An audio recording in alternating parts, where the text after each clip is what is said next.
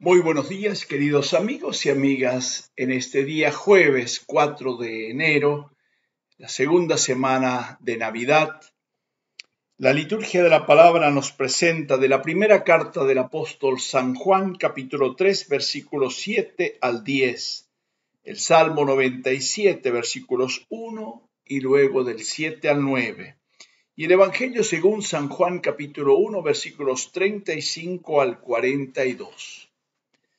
Nos dice el apóstol San Juan en su carta: Hijos míos, que nadie los engañe. El que hace la voluntad de Dios es justo como Él es justo. El que peca pertenece al diablo, porque desde el principio el diablo peca. Y el Hijo de Dios se manifestó para destruir las obras del diablo.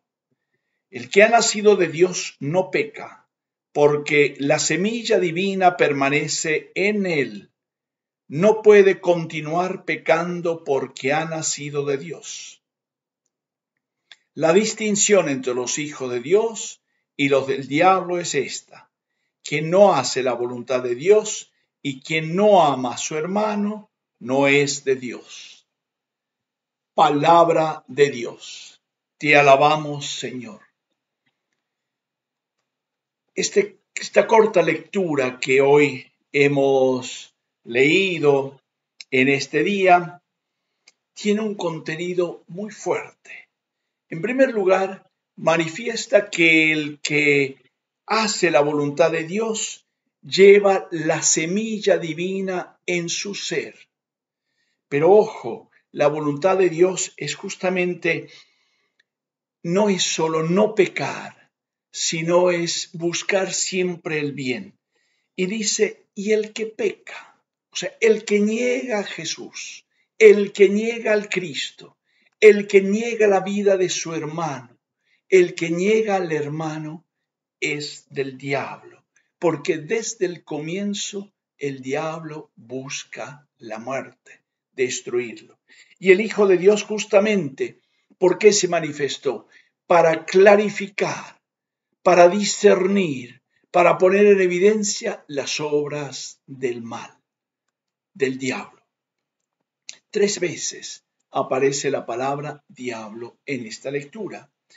Y es importante porque realmente el autor quiere poner de manifiesto que la vida en Dios justamente es una adhesión plena, gratuita y clara, que por un lado recibimos la gracia de Dios que nos llena el corazón y por otro lado también está la voluntad de ir haciendo el bien.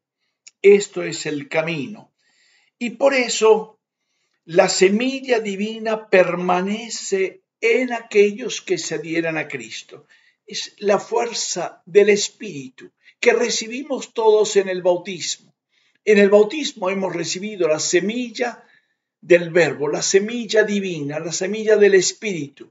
Claro, los padres tienen la tarea hermosa y grande, pero al mismo tiempo una exigencia fuerte de hacer crecer esa semilla en sus hijos, para que crezca y se haga realidad.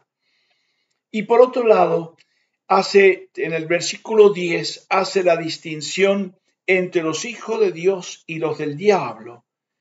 Dice, el que no hace la voluntad de Dios y no ama a su hermano, no es de Dios. Es interesante cómo esta realidad de la vida se va transformando en actitudes concretas, en relaciones, en comportamientos que hacen a la vida comunitaria. Y esto justamente es lo que nos marca el Evangelio de hoy. Cristo se mete en la vida.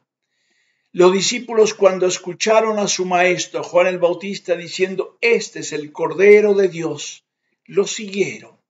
Y cuando el maestro vio que lo seguían, se da vuelta y preguntan, ¿qué buscan? Maestro, ¿dónde vives? Vengan y lo verán. Y lo más interesante del caso es que dice, fueron, vieron y se quedaron con él. Esto es la realidad. Cuando nosotros tenemos la experiencia, la vida se transforma. Por eso, el frecuentar la palabra de Dios, el escuchar la palabra, el leer la palabra, nos hace distintos en la vida.